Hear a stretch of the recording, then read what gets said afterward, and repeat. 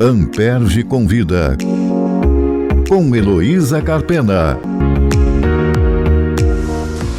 O Amperge Convida continua falando aqui do 26º Congresso Nacional do Ministério Público, realizado em Brasília, com patrocínio da CONAMP, que é a Associação Nacional dos Membros do Ministério Público.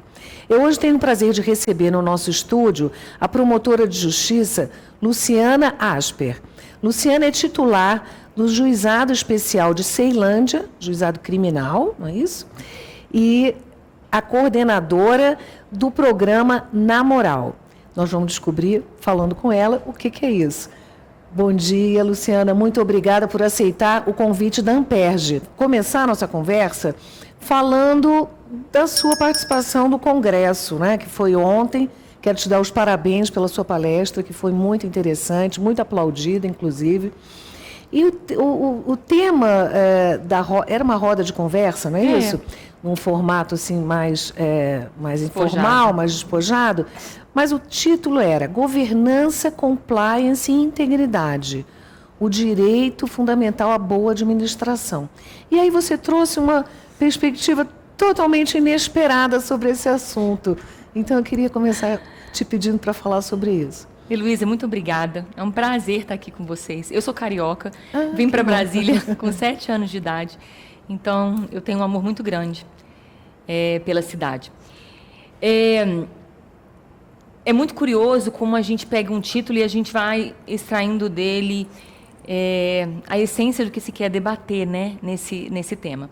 E aí, quando se fala em direito fundamental à boa administração, para nós, né, promotores de justiça, e aí eu gosto muito mais do título que vai além, defensores garantes dos direitos fundamentais do nosso povo, a gente precisa compreender que essa boa administração, esse direito fundamental, é aquele que vai garantir, justamente através dos serviços públicos essenciais, que as pessoas tenham acesso aos direitos mais básicos.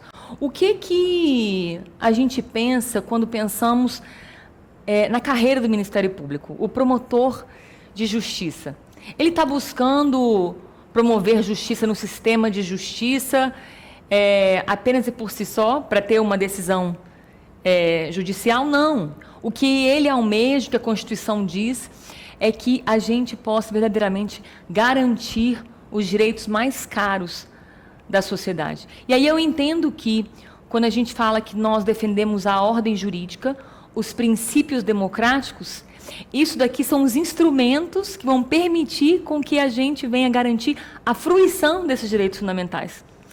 E no Brasil de hoje, nós sabemos que a maior parte da nossa população, ela depende exclusivamente de serviços públicos essenciais. E quando essa boa administração não é boa, o sofrimento é muito grande para o nosso povo. E aí a gente puxa essa temática que fala de governança, compliance e integridade. Muito bem.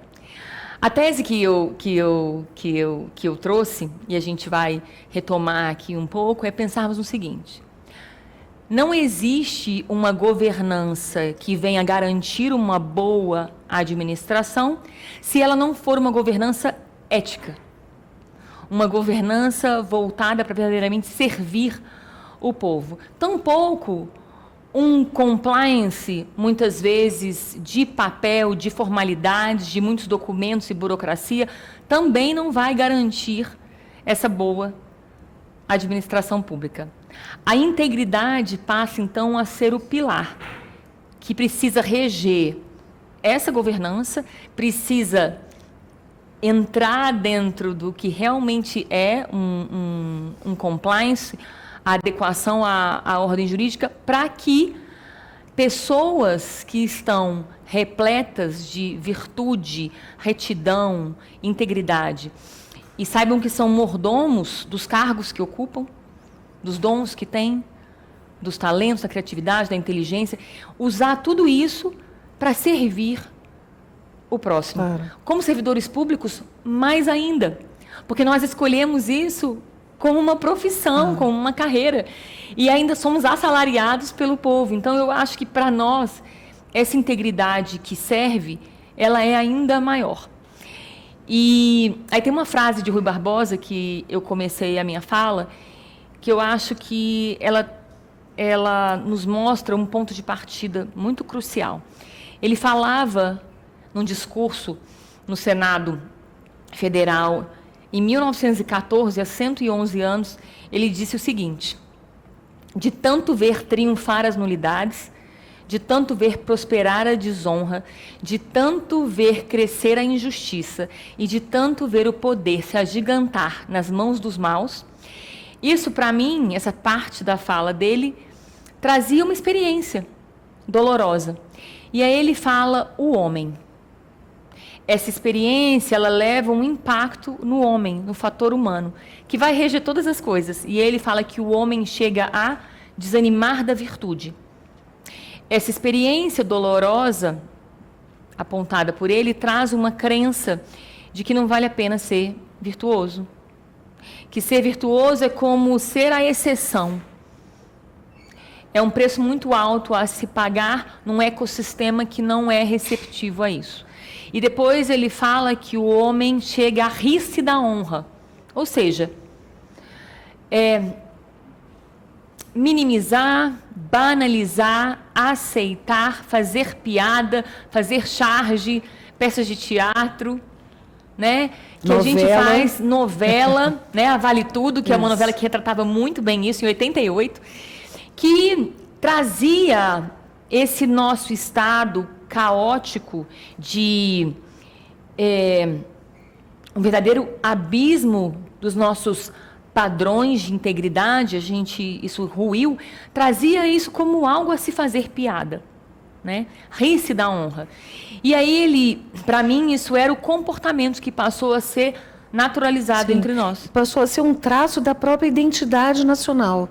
Terrível, né? A gente ouvir isso, as pessoas falarem, né, que o brasileiro leva vantagem em tudo. A famosa, né? Lei de Gerson. O país mais corrupto, né? Então é muito dolorido a gente ver tudo isso sendo normalizado e a gente não parar e falar, chega. Porque todo dia que o sol nasce, a gente pode escrever uma nova história. A história ela é feita todos os dias. Não adianta a gente ficar culpando os portugueses. Não tem nenhum português de 500 anos aqui, não é mesmo? E aí ele fala que isso levou a uma cultura. Eu que estou dizendo essa cultura. Mas ele fala que o homem, então, chega a ter vergonha de ser honesto. E aí eu trouxe uma nova complementação para isso, que seria a cultura, então, de não ter mais vergonha de qualquer tipo de desonestidade. Esse caos, ele gerou uma fenda na nossa democracia, ele gerou uma mancha na nossa república, porque o nosso tema é o Ministério do Futuro, democrático, resolutivo e inovador. Então, nós temos que reconhecer... Esse é o slogan do Congresso, inclusive. Do Congresso, esse é o slogan do Congresso. Então, nós temos que entender o seguinte, a nossa democracia, ela está ferida por esse diagnóstico feito por Rui Barbosa em 1914, ela está. E aí, como é que nós vamos resolver esse problema se nós estamos buscando ser resolutivos? E eu acredito que a governança, o compliance, as estruturas, as instituições, os muitos documentos, os muitos papéis, os muitos cargos, os muitos recursos não vão ser suficientes para resolver o tamanho do nosso problema se nós não formos inovadores, que é o outro pilar do Congresso, para poder entender que o nosso maior problema está no fator humano. Sim. Você está trazendo uma perspectiva de um Ministério Público de terceira geração, né? Porque nós tivemos uma etapa, que eu diria até a Constituição de 88, do Ministério Público punitivista, né? É o promotor de justiça que era reconhecido pela sociedade ou o acusador, né? O promotor do júri e tudo isso.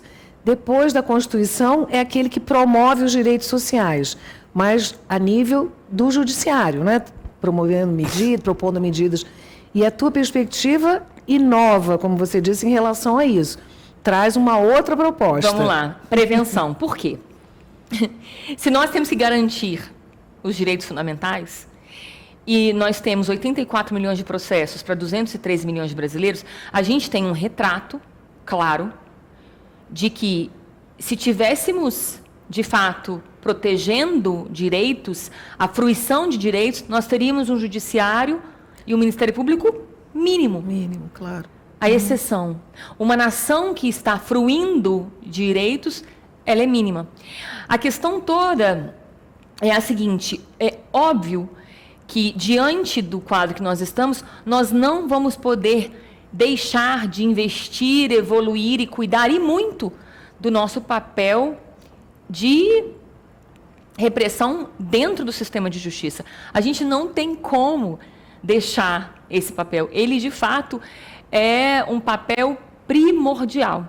Só que ele não está conseguindo resolver o cenário todo. O que a gente pode fazer um paralelo é que nós pensávamos que seríamos médicos de UTI, pensar no sistema judiciário como a última instância, o último pilar. Só que eu creio que quando a gente entrou no Ministério Público, a gente sonhava com isso, uma sociedade que funciona e a exceção da exceção chega na UTI, chega na última instância, chega no sistema de justiça. Só que, na verdade, a gente vê que existe uma avalanche, porque não existe imunização para a integridade de uma forma sistêmica, de uma forma universal, de uma forma intencional, para que, de fato, um dia a gente tenha uma justiça que seja residual. Então, eu nunca imaginei que a gente ia ter que tratar desses assuntos de verdade, porque, em tese, tudo deveria funcionar, e a gente está só lá no Isso último... não seria problema do Ministério Público, né? Não deveria ser.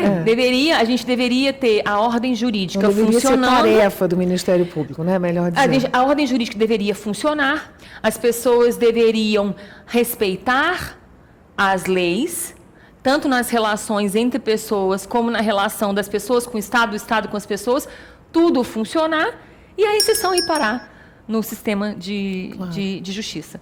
No entanto, nós temos também como pensar que os órgãos de controle, os sistemas de controle daqueles que não observam a lei, seriam um ambulatório. Esse ambulatório também não está conseguindo resolver. Então, é como se a gente não vacinou, nós não imunizamos o nosso povo com um caráter reto, virtuoso, respeitoso, excelente, como diz a Declaração Universal, fraterno. A gente tem uma avalanche de pessoas não vacinadas, tentando ser controlada pelos ambulatórios, que não conseguem, porque é muita coisa para controlar, e muito menos ainda no judiciário. Então, as dores, elas vão crescendo. E a gente precisa começar a enfrentar esse problema. Não dá para a gente continuar fazendo o que a gente sempre fez e achar que vamos ter resultados diferentes, né? Se assim fosse, eu estudei um relatório, outro dia um relatório da Presidência da República, que de 94 até 2015, nós triplicamos o investimento em segurança pública. No mesmo período, dobrou o número de homicídios. Então, assim, possível, né? A pergunta que eu fiz até no Congresso é: onde é que nós vamos parar? O metrô do Rio de Janeiro, que foi licitado por 880 milhões e custou 9,6 bilhões. Isso é importante que quem está nos ouvindo saiba que essa graxa da corrupção que falam, que é 5%, 10% que é aceitável, não é assim. E eu, como usuária, quero acrescentar, e funciona mal. Né? Não, porque e ficou uma parte sem acabar. Não foi expandido, várias estações não foram concluídas. Isso, ele ficou inacabado. Mas inacabado ele custou 9,6 bilhões. O que nós queremos para o Brasil? O que nós queremos daqui a 10, 20, 30, 40 anos? Que seja daqui a 100 anos. A gente quer pagar pelo metrô 30, 40, 50 bilhões? Ou a gente quer pagar o valor razoável que outras nações pagam? E por que o Brasil não pode ser essa nação? Mas, para isso, a gente precisa perceber que a questão está no fator humano. Quantas empresas públicas, privadas, quantos órgãos mesmo de poder têm uma aparência de compliance, de programas de integridade, até premiados com selo, mas que não tem uma política de zero sonegação, que não tem uma política de zero propina. Integridade é isso, no mínimo, a empresa tem uma política de zero sonegação e zero propina. Então, eu sempre falo para as empresas, quando eu faço palestra para a empresa, eu falo, no teu programa de integridade, o teu alvo é um dia você poder nunca mais estar sujeito a um pedido de propina? No teu programa de compliance, o teu alvo é um dia você não precisar fazer manobras gritantes para poder sonegar com uma aparência de legalidade? E aí isso é a questão da formação humana, porque nós não nascemos íntegros, nem mesmo corruptos. A gente não nasce uma coisa nem outra. Quando a gente olha para as crianças, quando a gente olha para os bebês, a gente fala assim, nossa, que fofinho, né? Vai ser uma pessoa exemplar, excelente. Ninguém imagina que pessoas vão trilhar um caminho para a criminalidade, trilhar um caminho para saquear o povo. Mas isso vai depender de cada dia. A gente fala que a integridade é algo que precisa ser desenvolvido todos os dias. A gente tem uma ideia também de que a integridade é apenas e tão só, tem muitas pessoas que acham isso, apenas e tão só cumprir as leis, que é o compliance. Sim, uma visão completamente equivocada. Limitada, né? Porque se a gente formar as pessoas com o foco no mínimo, não matar, não roubar, não desviar, que grande vantagem tem? Será que é isso que o ser humano foi feito para ser? Então, nós acreditamos no Na Moral, que a gente já vai entrar nele, que, de fato, nós precisamos levar as pessoas a oportunidades para desenvolverem a excelência humana. Virtudes humanas, força de caráter, que vão fazer com que elas sejam pessoas que, de fato, deixam legados e impactam vidas, transformam vidas a partir daquilo que elas carregam, numa essência de fraternidade humana mesmo, numa essência de servir e impactar mesmo aqueles que não podem dar nada em troca. Porque na medida em que eu trago essa experiência para as pessoas, de que eu sou solução para as dores, aquilo cai tão bem, aquilo traz um encontro de nós com a nossa humanidade, que o natural é a gente começar a buscar mais disso e não se afastar disso. E aí a gente entra no programa Na Moral. Vamos falar dele. Então, você coordena essa linda iniciativa aqui no Distrito Federal, nessa inovação, né, da atuação do Ministério Público, como eu disse, de terceira geração. Conta pra gente o que é isso. Como que isso nasce, né? Dessa dor, de percebermos os direitos cada vez mais reconhecidos, porém menos usufruídos. Como eu sou promotora de Ceilândia, as dores ali são grandiosas, estão muito à flor da pele. E aí você fala, o sistema de justiça dá conta de resolver isso aqui sozinho? O sistema de justiça, ele apenas abarca, ele apenas é um sistema de gestão das maldades humanas. Ele procura conter as maldades humanas previstas numa ordem jurídica. E a gente está vendo que essas maldades humanas estão sendo contidas? Não. E com a aceleração da tecnologia, talvez elas estão ficando cada vez mais, a gente está cada vez mais vulnerável a elas. Então, nós começamos a procurar o que a gente chama de os especialistas em seres humanos. E eu entendo que esses especialistas são os professores. Aqueles que estão na escola, todos os dias, diante das mais diversas realidades. Heróis. Que ganham mal. Exato. E que escolheram, eu sempre falo que eles escolheram a melhor parte. Porque se a essência do ser humano é ser fraterno e é impactar vidas, qual o terreno mais fértil para a gente manejar os nossos dons, talentos, competências, habilidades para servir? Na escola. Onde os corações estão ainda mais abertos para receber tudo isso, para aprender, a ser humano, né? Então, a gente foi... Em 2014, 2015, nós começamos a procurar vários colegas, eu chamei vários colegas, servidores do MP, e a gente começou a fazer eventos dentro das escolas, provocando a escola a tentar transformar aquele espaço num ecossistema de integridade. Então, o programa tem 10 anos. Tem 10 anos, o berço, o nascimento dele, que na época se chamava Cidadão contra a Corrupção. E a gente trazia as reflexões de integridade. Porque eu não resolvo a corrupção falando não corrupção. Eu não resolvo o feminicídio falando não ao feminicídio. Não adianta. O ser humano parece que ele não entende o não. Se entendesse, a gente não precisaria estar nem aqui discutindo isso, porque as leis são muito claras. Mas o ser humano, ele precisa entender o que ele deve fazer. Nós precisamos de uma linguagem, de uma experiência positiva para ele começar a entrar, caminhar nesse caminho daquilo que realmente é a sua essência humana. Então, nós provocamos essa reflexão e professores começaram a desenvolver várias metodologias, ações, práticas que a gente chamava de curativos de atitude. E aí eles criaram códigos de conduta, não da conduta mínima, de uma conduta excelente. O que é um médico excelente? É aquele que pega o final de semana dele e vai para uma área vulnerável servir. Né? O professor que, além de estar lá às 40, 60, 80 horas dentro da escola, está no final de semana ainda ensinando uma sobrinha ou alguém que ele nem conhece. Um juiz, um promotor. O que a gente pode fazer além do que se espera? Qual é a milha extra que a gente dá? Então, fizeram esses códigos de conduta, ambientaram as escolas, criaram a heroína, que era a Honestina, que era uma boneca de uma festa junina, fizeram a festa junina temática, as barracas todas temáticas, criaram os cordéis, tudo com o tema da integridade, desenhos.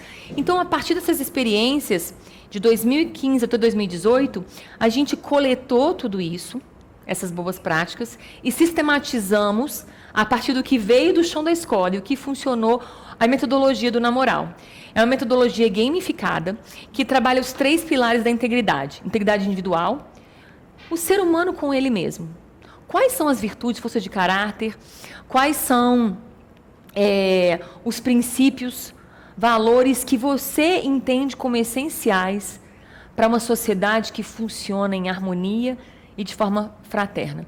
Então, eles precisam conviver, eles precisam identificar quais são esses valores e virtudes, discutir. Ter repertório, isso. Né? Eles precisam entender, né? Experimentar isso, porque muitas vezes a gente pensa que isso é algo sabido, notório, óbvio. Mas tem pessoas que não experimentam a confiança nas relações. Não experimentam a gentileza, não experimentam a coragem, a ousadia, a perseverança, não experimentam a simplicidade, a humildade, o servir. Então, eles têm que se ambientar com isso. E aí eles começam a conhecer o que é isso. Depois, a gente fala muito das liberdades. O que é ser livre? Porque muitas pessoas acham que ser livre é fazer tudo aquilo que quer. Quando, na verdade, muitas coisas que nós queremos são opostas a essa essência que nós queremos construir, a história que nós queremos escrever. E precisam ser criativos. Então, esse é o primeiro pilar da integridade individual. Nesse pilar, eles trabalham essas dinâmicas em que eles vão discutir tudo isso, trazendo isso de dentro para fora. Porque não adianta a gente falar o que deve ser. Eles precisam entender o porquê eles vão escolher isso. E, de fato, escolher. Por que eu não vou colar na prova? Primeiro, porque eu estou ferindo o meu direito ao aprendizado. Segundo, porque não é justo, porque eu posso tirar uma nota maior do que o outro que não colou. Então, ele precisa se apropriar de tudo isso. E depois a gente tem algumas missões que vão sair do cognitivo, que eles já entenderam, mas vão para o emocional. Porque a transformação só vem quando ela atinge o coração, quando ela atinge o nosso emocional, porque nós somos razão e consciência. Então, eles criam um herói da integridade. Eles criam um herói a partir de pessoas que eles conhecem, com histórias de vida reais, e eles fazem uma biografia desse herói, em que eles enxergam todas essas virtudes essenciais nesse herói. As escolas criam os seus heróis, depois fazem uma eleição para escolher qual o representante. Eles fazem uma liga da integridade, eles vão escolher lá o nome da liga. Essa eleição já criou muita coisa diferente. Às vezes eles criaram uma urna eletrônica para fazer um processo eleitoral perfeito, com campanha, com tudo. Bacana. E aí a gente passa para a integridade coletiva. Porque nós não somos íntegros com nós mesmos apenas. A gente precisa verificar essa integridade na hora que eu me relaciono. Como que eu me relaciono com o outro? Eu me relaciono com o outro sempre procurando como é que ele vai me servir, como é que ele vai ser útil, ou eu me relaciono com o outro procurando atender, servir, impactar. Como que eu transformo um ecossistema mais convidativo para essas relações baseadas na virtude? E aí, algumas das dinâmicas que eles fazem discutindo isso, eles fazem uma auditoria cívica na escola para identificar as dores que a escola tem e eles juntos constroem a solução para essas dores. Uma outra dinâmica que tem é o conectando talentos. Que talentos que eu tenho? Artísticos, de culinária, hobbies, que eu tenho? Inclusive de acadêmicos também, né? Eu sou bom em química, outro é bom de matemática, em português, em que eles vão partilhar entre si esses talentos e habilidades. Luciana, nós estamos falando da rede pública, isso. Não é isso? E a adesão a esse programa, o Na Moral, é voluntária para esses alunos? Como é que se dá? Então, isso tudo foi evoluindo, né? As escolas públicas, elas têm um momento de adesão, a gente tem uma reunião de adesão agora no DF, que vai ser dia 8 de dezembro. As escolas são convidadas a aderirem ao programa. Tá? E aí a gente vai ter escolas de tempo integral, que tem muito mais tempo para trabalhar, e outras escolas que só têm uma disciplina que chama parte diversificada. Ou no ensino médio, que são as trilhas de aprendizagem.